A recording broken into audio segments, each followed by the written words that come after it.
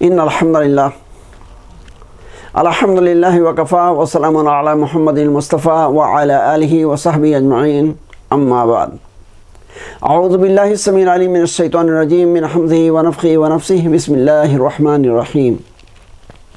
الذی خلق الموت والحیاة لیبلوکم ایکم احسن عملا وہو العزیز الغفور۔ معزز ناظرین، قابل احترام سامعین، السلام علیکم ورحمۃ اللہ وبرکاتہ۔ ابھی آپ کی خدمت میں سورہ ملک کی ایک آیت کریمہ پڑھی گئی ہے، جس کے اندر اللہ تبارک و تعالیٰ ہماری اور آپ کی زندگی، ہمارے اور آپ کے وجود کی غرض و غایت، اس کا مقصد بیان فرما رہا ہے۔ ارشاد باری تعالیٰ ہے الذی خلق الموت والحیات، کہ اللہ وہ ذات ہے جس نے موت اور زندگی کے سلسلے کو قائم فرمایا، لیبلوکم ایکم احسن عملا، تاکہ اے لوگوں تمہیں آزمائے کہ تم میں سے کون بہتر عمل کرنے والا ہے، وہ العزیز الغفور، اور وہ اللہ زبردست اور بخشنے والا ہے۔ اس آیت کریمہ کے اندر یہ بات ہمارے اور آپ کے سامنے کھل کر آ گئی کہ ہمارے اور آپ کی زندگی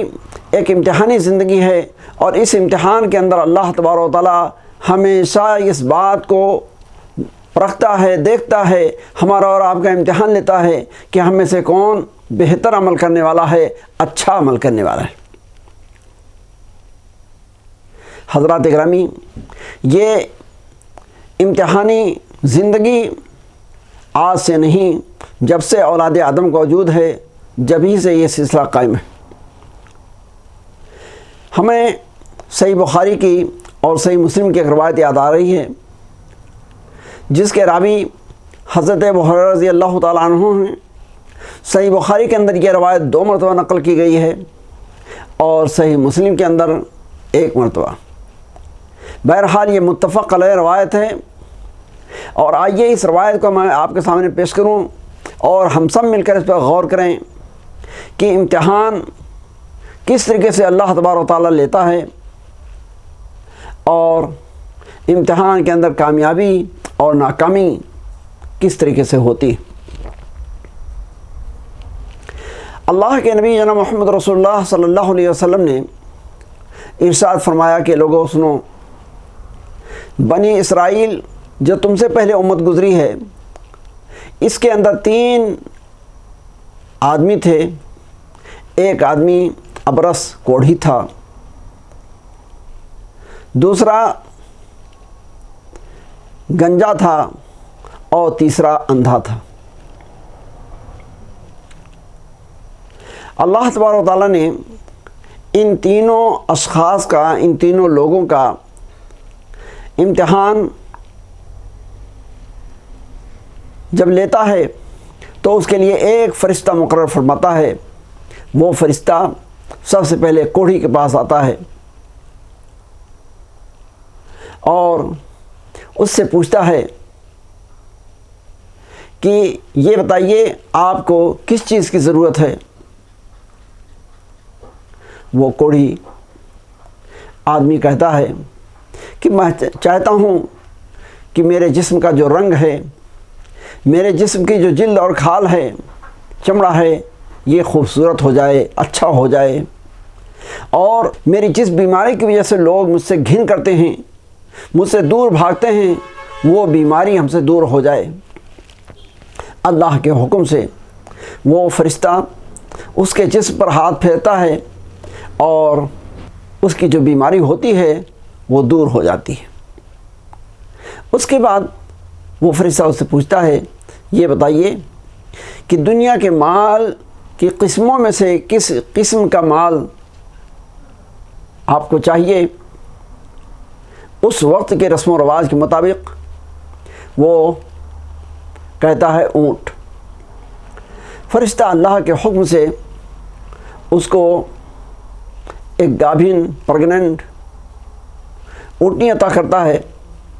اور اس اونٹنی کو دینے کے بعد اس میں برکت کی دعا فرماتا ہے، بارک اللہ فیک، کہ اللہ تجھے برکت دے، اور پھر وہاں سے چلا جاتا ہے۔ پھر وہ گنجے کے پاس جاتا ہے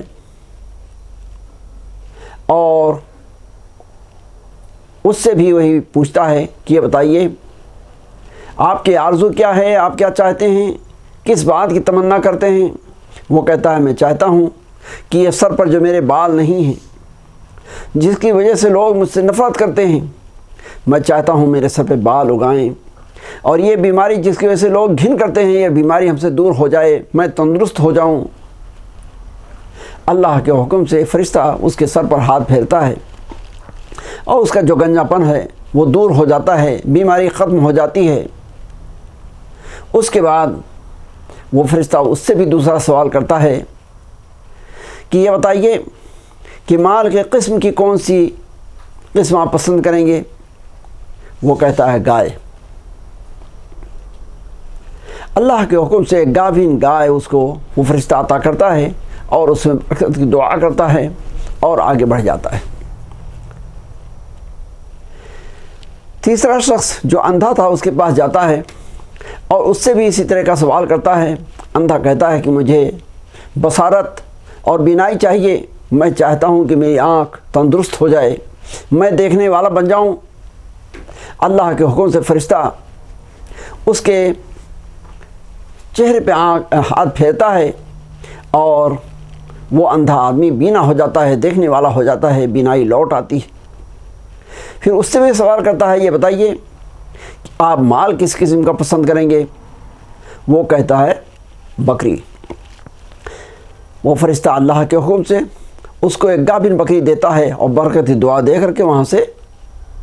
رخصت ہو جاتا ہے، چلا جاتا ہے۔ اس کے جانے کے بعد اللہ کی مہربانی سے، اس کے فضل سے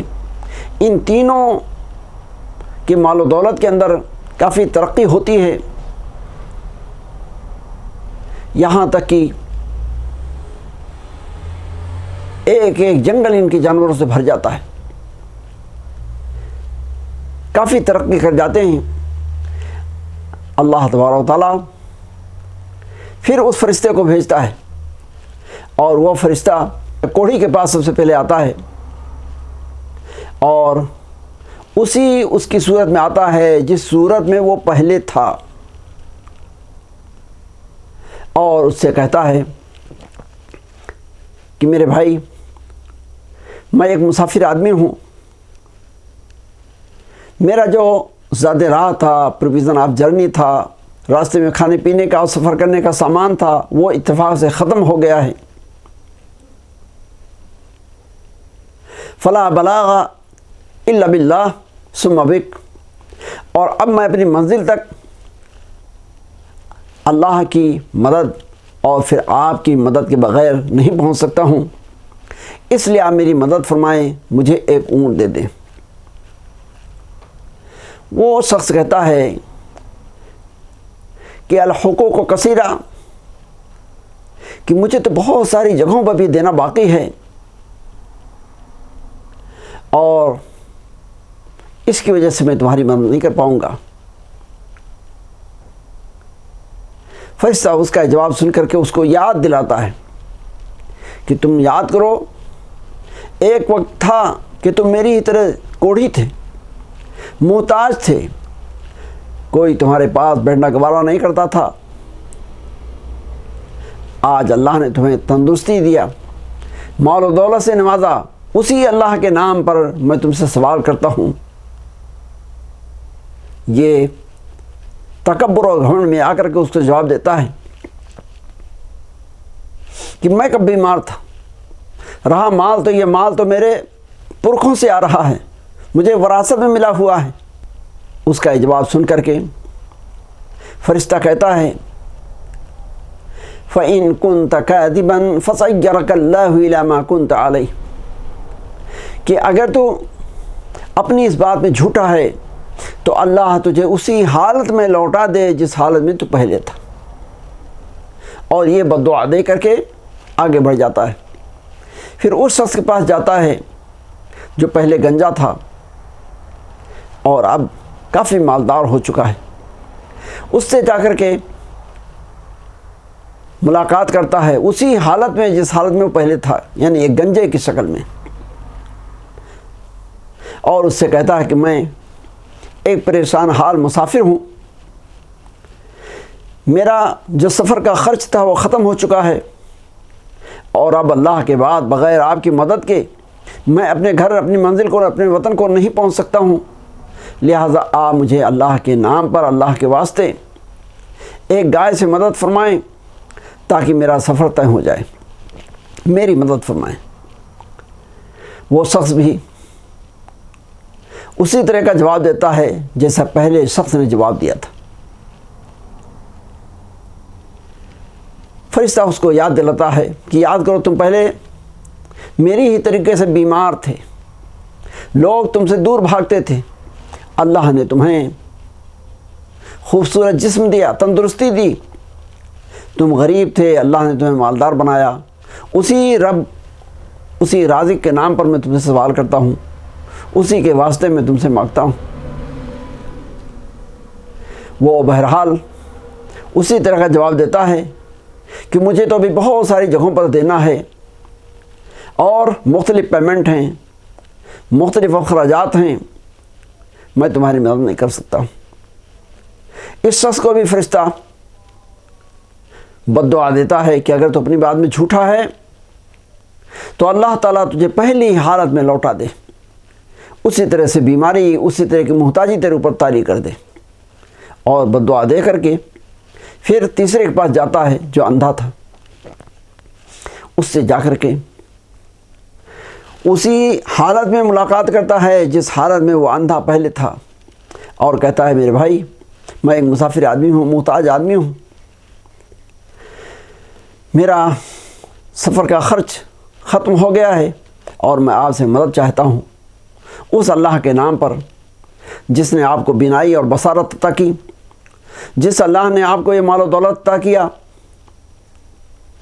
وہ اندھا آدمی اللہ کے احسان کو یاد رکھتا ہے اور اس سے کہتا ہے کہ میرے بھائی اگر تم اس مولا کے نام پر مانگتا ہے جس نے مجھے یہ سب کچھ عطا کیا، تو یقیناً میں ایک دن اندھا تھا، اللہ نے مجھے بینائی عطا کی، میں غریب تھا، اللہ نے یہ مال و دولت دیا، اور جب تو اس کے نام پر مانگتا ہے تو جتنا تو چاہ یہاں سے مال لے لے، بکری لے لے، اور میں آج تجھے روکوں گا نہیں۔ فرشتہ اس کا جواب سن کر کے کہتا ہے دیکھو مجھے نہ مال چاہیے، نہ یہ پراپرٹی چاہیے، میں تو تم تینوں کے امتحان کے لیے اللہ کی جانب سے بھیجا گیا تھا، تمہارے دو بھائی اس میں ناکام ہو گئے، فیل ہو گئے،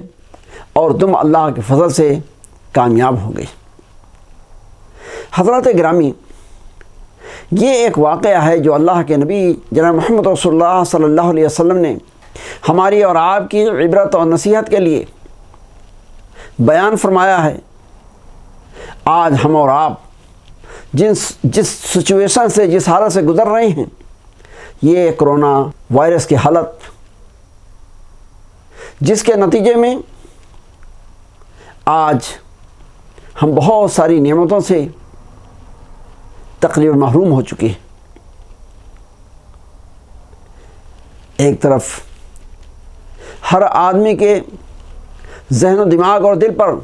دہشت طاری ہے کہ اللہ نہ جانے کب یہ بیماری ہمیں بھی پکڑ لے، دوسری طرف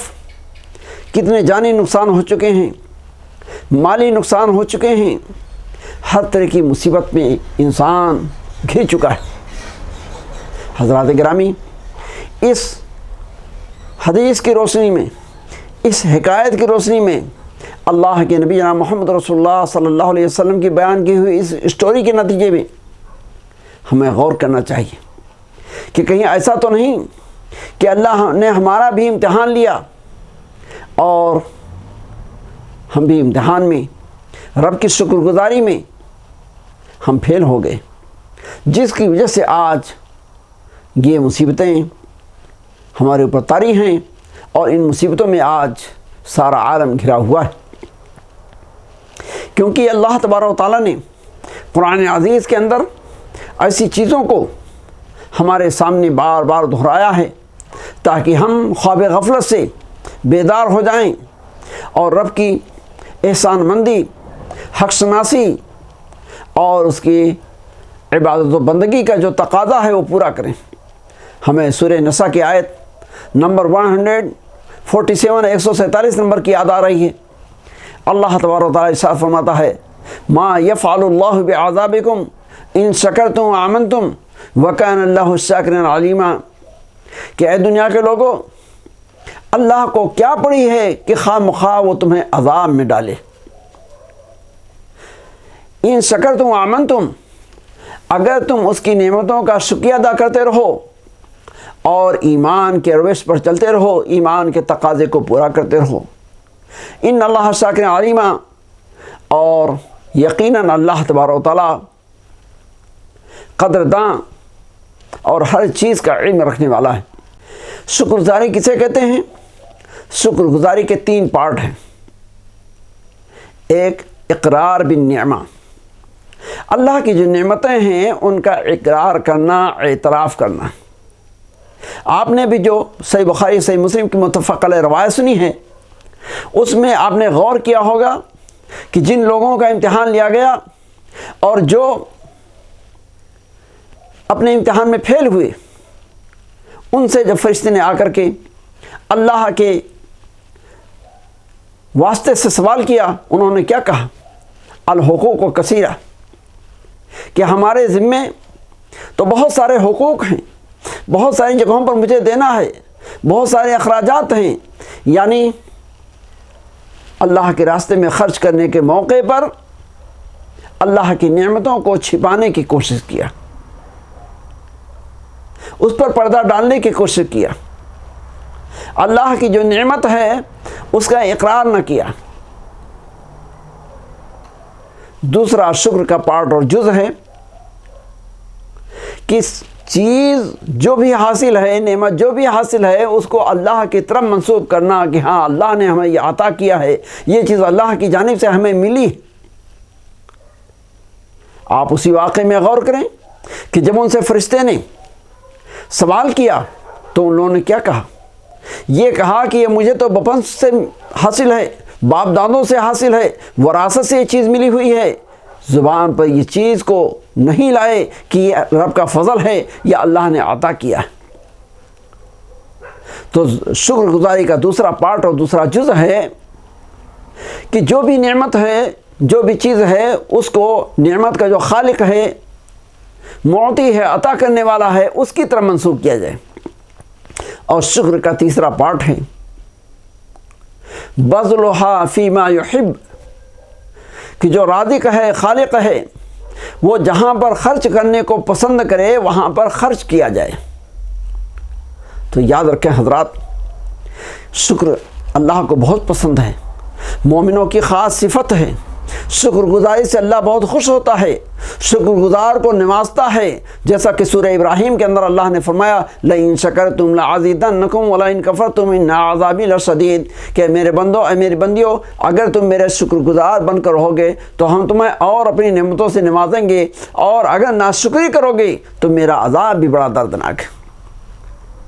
آپ حضرت ابو ہریرہ رضی اللہ تعالیٰ عنہ کے بیان کردہ روایت میں غور کریں، دونوں اس میں سبق ہے کہ جس نے شکر ادا کیا، اللہ تبارک و تعالیٰ نے اس کو کیسا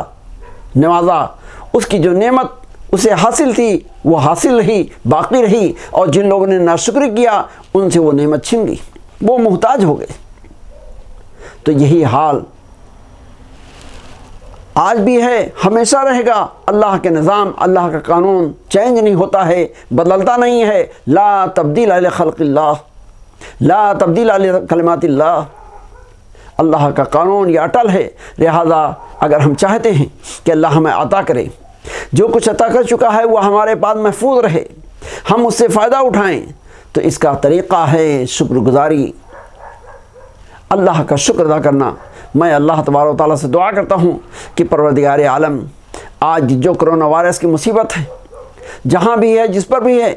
اللہ ہر ایک سے، ہر جگہ سے اس بلا و مصیبت اور اس وبا کو ختم کرے۔ اللہ ہر بندے و بندی کو،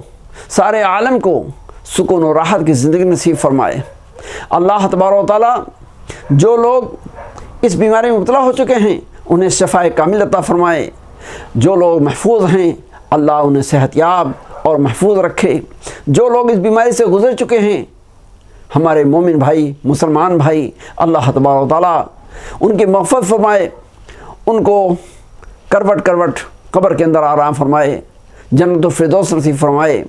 اور ہمیں اور آپ کو ہر بلا و مصیبت سے محفوظ رکھے، آمین۔ اقول قولی ھذا استغفر اللہ لی ولکم ولسائر المسلمین فاستغفروہ من کل ذنب انہ هو الغفور الرحیم، وآخر دعوانا ان الحمد للہ رب العالمین، والسلام علیکم ورحمۃ اللہ وبرکاتہ۔